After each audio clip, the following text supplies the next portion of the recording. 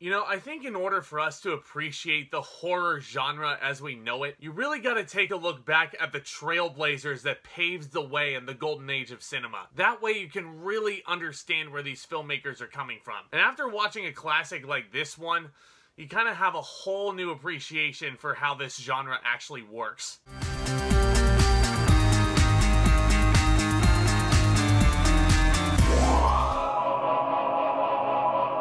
Bride of Frankenstein is a sequel that is 4 years in the making. It's the direct follow-up to the classic original Frankenstein from 1931, which actually started off my Halloween special last year. And you guys can check out that review if you want to after you're done with this. But this movie was once again directed by James Whale. It once again stars the iconic Boris Karloff as the monster. And after recovering from injuries sustained in the mob attack upon himself and his creation, Dr. Frankenstein, once again played by Colin Clive, falls under the control of his former mentor, Dr. Pretorius, who insists the now chastened doctor resume his experiments in creating new life. And meanwhile, the monster remains on the run from those who wish to destroy him without understanding that his intentions are generally good, despite his lack of socialization and self-control. And this, of course, would lead to a very brief encounter with this new piece of life that Dr. Frankenstein creates, a female creature. And the studio at the time was also extremely adamant that the identity of the creature at the end remain a mystery. They did the same thing with Boris Karloff in the original film, and once his identity was revealed, people went nuts. So they thought lightning would strike twice, and it ends up being Elsa Lanchester, who also doubles as Mary Shelley at the beginning of the film. And you know, I think it works once again.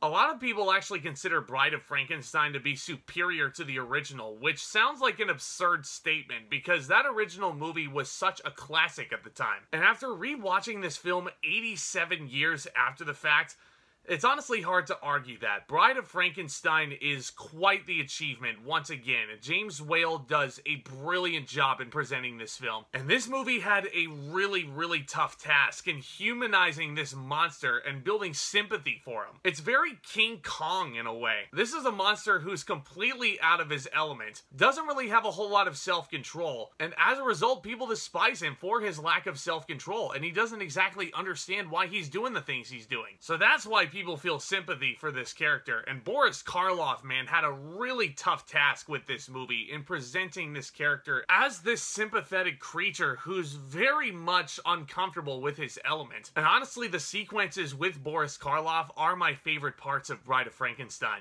Just seeing him roam around in the free world and seeing him come across the blind man who doesn't really understand that he's a monster and that the monster is sneaking into his house, which is kind of terrifying in a sense. But this man is lonely, and then this creature just wanders into his house and all that, and they kind of form a really unlikely friendship. The blind man is teaching him the differences between good and evil. Fire, of course, being a huge symbol and a great callback to the original movie. And that whole exhilarating climax in that windmill building, and the whole gimmick of the monster being scared of fire as the only thing, it's great. And Boris Karloff does a brilliant job in this movie. As does Colin Clive, who had certainly, this is a character that had certainly seen his better days. Although I will admit, towards the end of this movie, it does get a little bit repetitive in terms of his tactics, especially when the bride is actually created. It's literally the same delivery. It's alive, alive! It's the same thing, but you know what? I still love it. It is still so incredibly iconic, and it just sends shivers up and down your arms. And even though this movie was made in the 30s,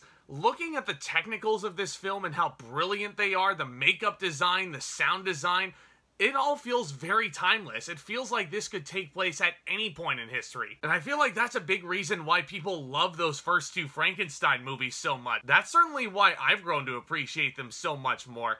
They just feel like, again, they could take place at any point in history. I would have had no idea that these were made in the 30s. That is, of course, unless I, looked it up on the internet or someone else had told me. But honestly, like, what else is there really to say about Bride of Frankenstein? It is just a brilliant study of the difference between good and evil, and I think it very much presents a challenge to the audience to really feel sympathetic for something so monstrous. And it's absolutely brilliant what James Whale does with this movie. Now, I do feel like I should address this.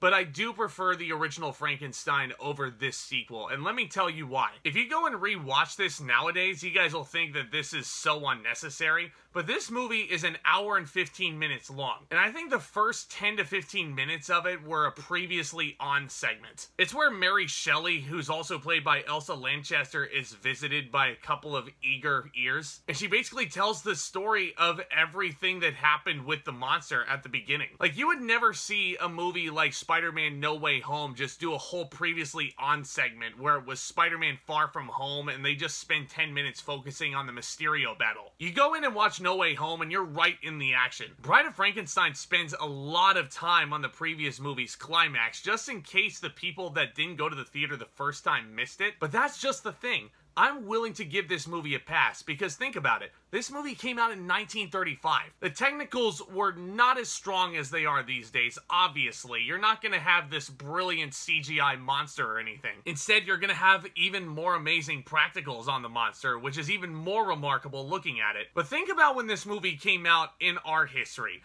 This was just a few years before the United States entered World War II, so people weren't going to the movie theater as much. And it's very possible that people only went to the theater to see the original Frankenstein, or vice versa. People might have only gone to the theater to see Bride of Frankenstein. So those people who did not see the original would have needed that recap. Because also the internet didn't exist back then, obviously. You couldn't really look up what the movie was about unless you had like the newspaper reviews and stuff like that. So I'm willing to give this movie a pass for a big chunk of exposition, which I really would have hammered down hard on a movie nowadays. But I think this movie is just pitch perfect scary movie filmmaking. Boris Karloff and Colin Clive, absolute legends here. James Whale's presentation of this monster being a sympathetic creature is just brilliant. I'm gonna go ahead and give Bride of Frankenstein its well-deserved A+.